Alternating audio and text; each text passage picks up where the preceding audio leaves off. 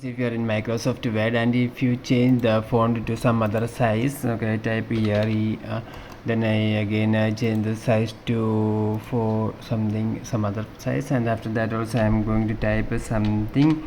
Then if I want to format the font to the normal, then the method is you must using keyboard shortcut. Then the method is you must press this alt key and one key. So you must press the alt key and one key. If you press this alt key and one key, then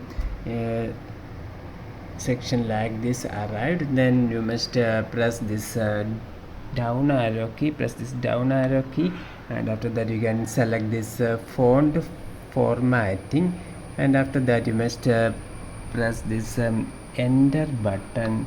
Then you can see that it backs to the previous font section.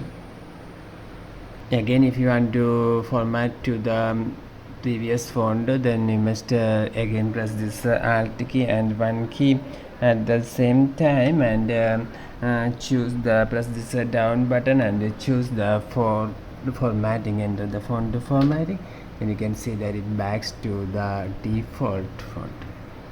Hope this video is useful. For more videos, subscribe. Thank you.